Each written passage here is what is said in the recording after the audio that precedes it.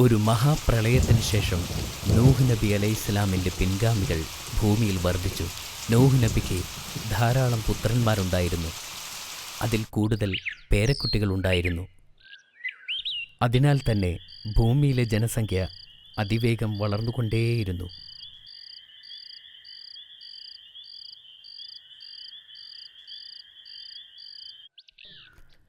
അവരിൽ പലരും പുരാതന യമനിൽ സ്ഥിരതാമസമാക്കി. ഇവിടെ ജീവിച്ചിരുന്നവരിൽ നൂഹ് നബിയുടെ ചെറുമകന്മാരിൽ ഒരാളായ ഇമ്രാൻ്റെ പിൻഗാമികളാണ് ആദ് സമുദായം.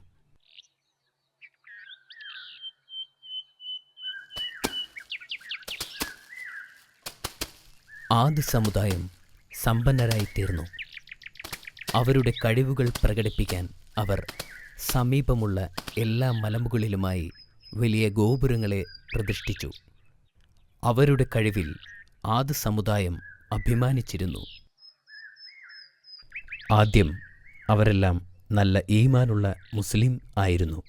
അവർ അള്ളാഹുവിനോട് പ്രാർത്ഥിച്ചിരുന്നു. എന്നാൽ കാലം കഴിയുന്തോറും ശൈത്താൻ അവരെ വഴിതെറ്റിച്ചു. അവർ അള്ളാഹുവിൻ്റെ മുന്നറിയിപ്പുകളെ അവഗണിച്ച് വിഗ്രഹങ്ങളെ ആരാധിക്കുകയും മോശമായ വഴികളിലൂടെ കടന്നു പോവുകയും ചെയ്തു.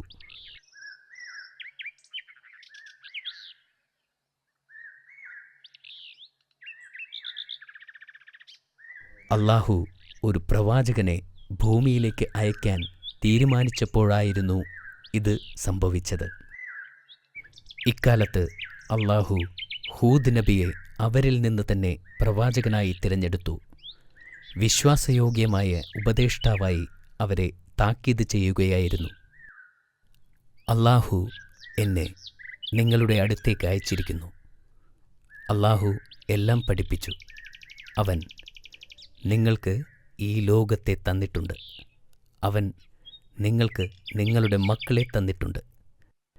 അവൻ നിങ്ങൾക്ക് മൃഗങ്ങളെ നൽകി എന്ന് ഹൂദ് നബി സ്വല്ലല്ലാഹു അലൈഹി വസല്ലം തൻ്റെ ജനതയോട് പറഞ്ഞു.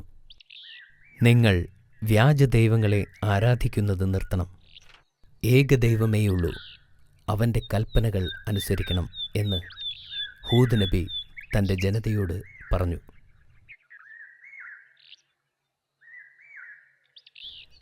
എന്നാൽ ആദ് സമുദായം ചോദിച്ചു, നീ ഞങ്ങളെ ഉപദേശിക്കുന്നതെന്തിനാണ്? അവർ പ്രവാചകനെ ധിക്കരിച്ചു.